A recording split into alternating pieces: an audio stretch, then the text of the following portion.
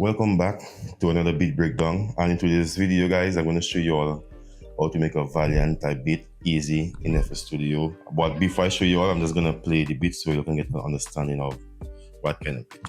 Let's get into it.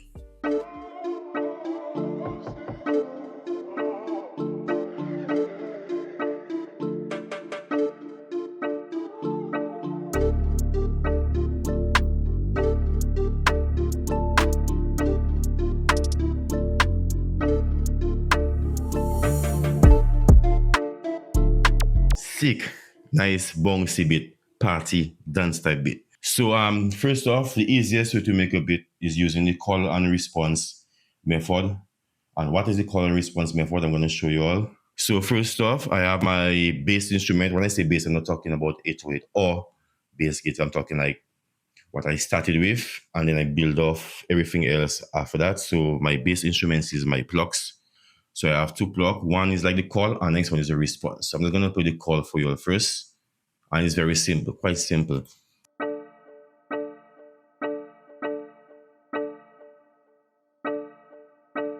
Yeah, and if you're listening closely, I'm just playing one chord progression, and I'll show it to you all. I think I'm just in the D. Yes, I'm just in D minor. So I'm just playing D minor only. Now let's listen to the next block. And the next block is the response. And it sounds like this together.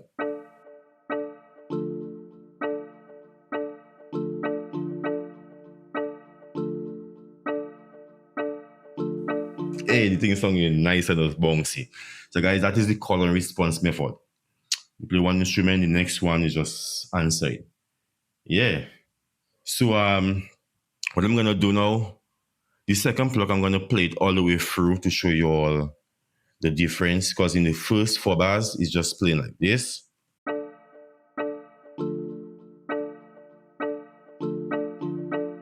And then when the next 4 bars comes in, yo, it changes.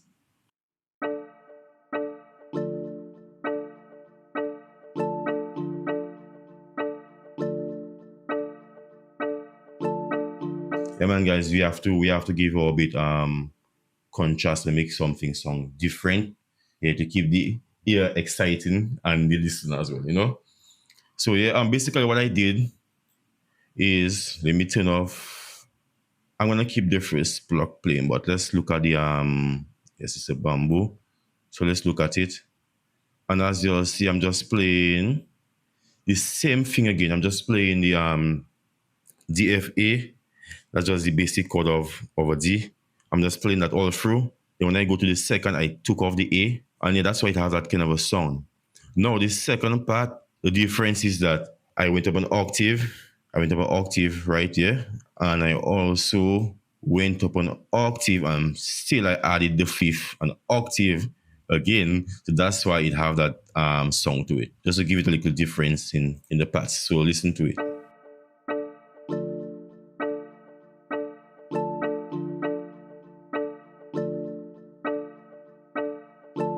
Sweet. Now let's head to my main instrument, which is a flute. And we're gonna play the low mid flute first, because I actually have 2 flutes playing. So let's play the flute by itself.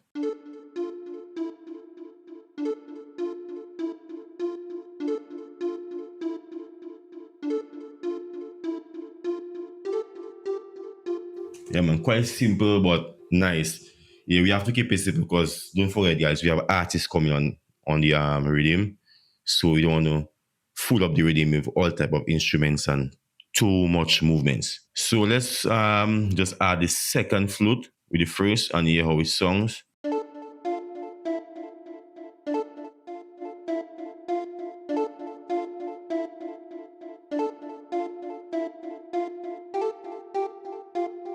Nice. And listen how they complement each other.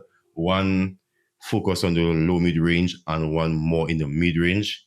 Yeah, man. So guys, that's how you lay your songs. And let's head to the next instrument. We're just gonna go to my let me see which one. We're gonna go to my bass now. Yeah, my 8/8 pattern looks and songs like this.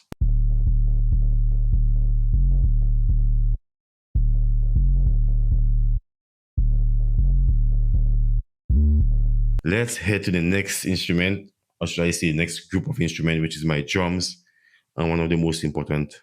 I'm very happy that I left the drum pattern by itself so you can get a full look. And I have probably like 3 or 4 different drum patterns. So the first one looks like this and it sounds like this.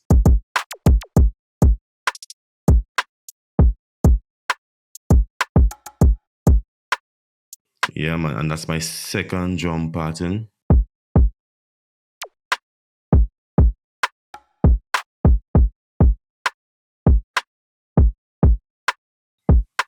Yeah, man, nice. Always remember, guys, make different variation of your drums and melody as well, because like I told you don't want your beat sounding like a loop, because just be don't sound good when you just have a beat that sounds like a loop. Yeah, keep it exciting. So we go to the third.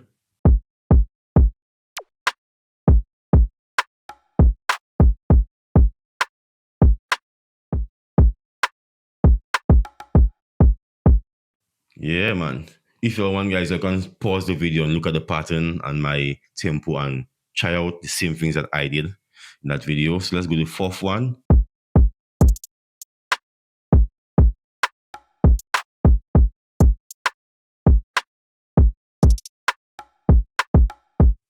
Yeah, man. Nice, sick, and simple.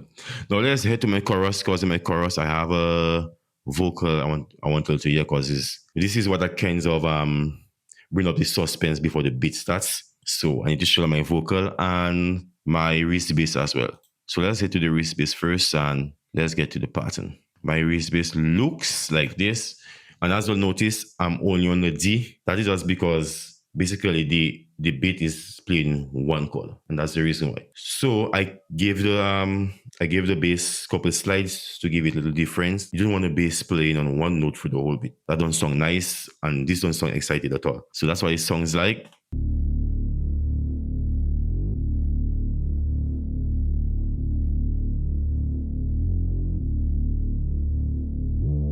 Yeah, man, nice and simple. Next, let's head to my vocals, guys. I really want you to hear the vocals because it's very interesting. And the vocal songs like this.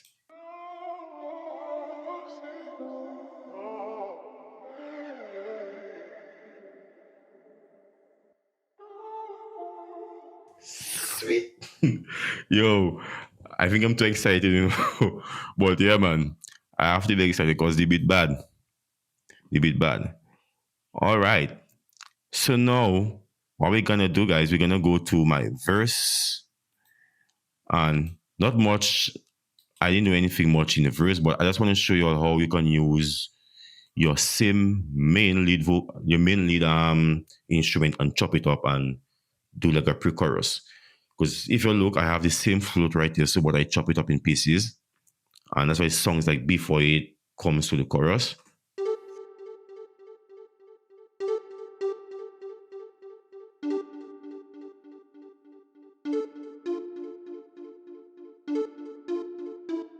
Yeah, man. And it just comes in the chorus, nice and sweet. So let's just play that section of the beat and hear his songs.